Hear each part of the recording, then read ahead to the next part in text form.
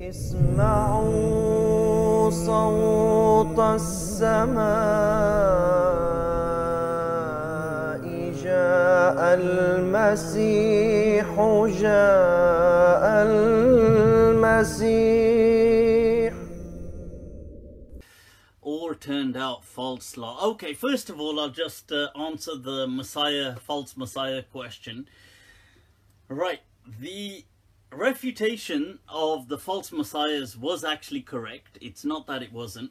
I was sent some link by some Qadianis saying, look, you got this wrong. And what they meant by wrong was things like, oh, you know, he's saying this, but this is still kind of right. And it's just basically interpretations. Assalamu Alaikum wa rahmatullahi wa barakatuhu. So once again, the so-called Mufti has lied on his Monday night show, and he claimed that everything he quoted in his false Messiah video was authentic, when in reality nothing he said is present in the books of Hazrat Ahmad alayhi salam. I made a video showing this and answered every allegation which he tried to raise against the Jamaat. In response, he has now said that it's a difference of interpretation, when in reality, his video had nothing to do with interpretation. He is trying to make the excuse that it's a difference of interpretation, when in reality, he is quoting things and saying that they exist in some books of the promised Messiah alayhi salam, when in reality, such quotations are nowhere present in his books.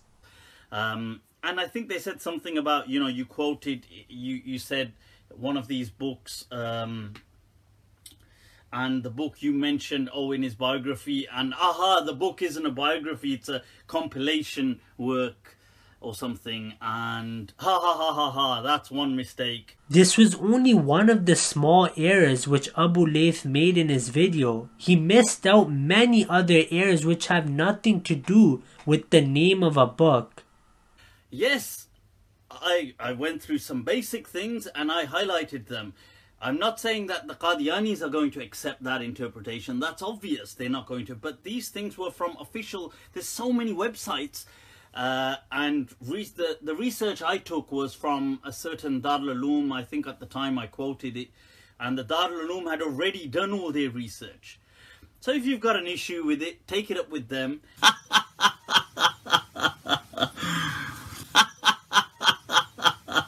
These things were from official, there's so many websites, and the research I took was from a certain Darul Uloom. I think at the time I quoted it, and the Darul Uloom had already done all their research.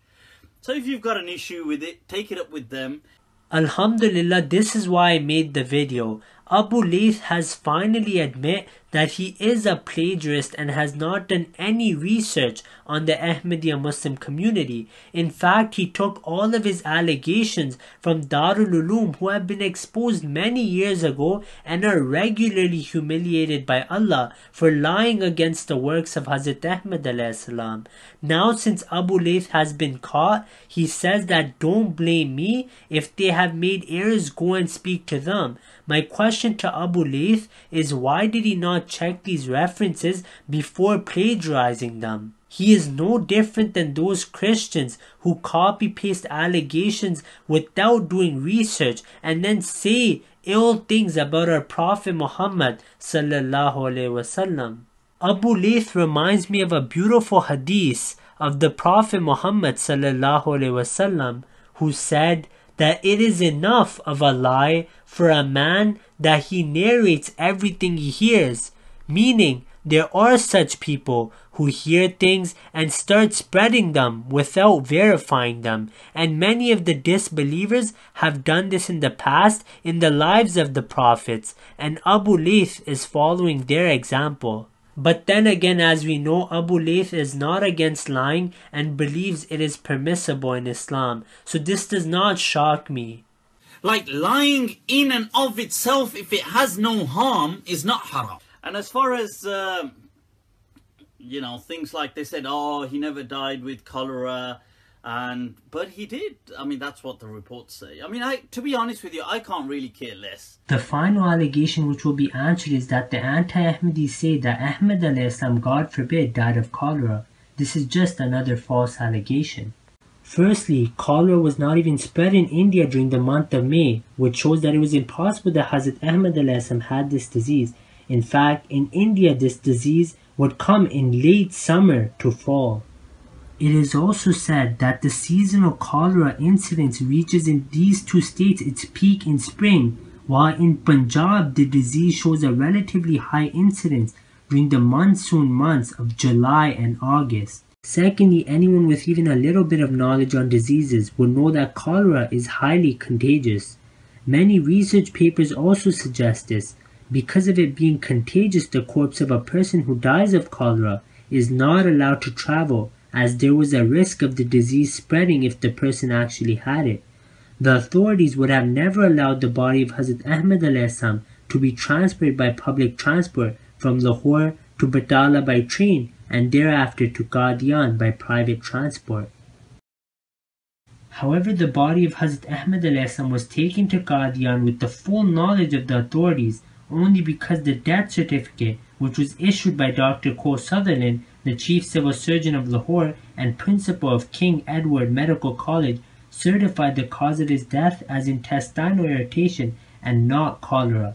The certificate was required because opponents of Hazrat Ahmad were already spreading false rumors that he passed away with cholera, God forbid, and therefore should not be able to travel. Hence, they initially refused to transport the body to Batala, but because of the certificate, they had to let the body travel. It seems as if it was the divine design of Allah that Hazrat Ahmad was to be buried away from where he passed away, as in doing so it refuted any allegation of the opponents. In conclusion, this is just another sign for the truthfulness of Ahmadiyya. This man tried to mock the Jamaat and ended up exposing himself by admitting that he plagiarized these things and has not done research about the Ahmadiyya Muslim community, which further shows his ignorance. In the end, I pray that Allah guides him to the true Islam. نبينا صل على محمد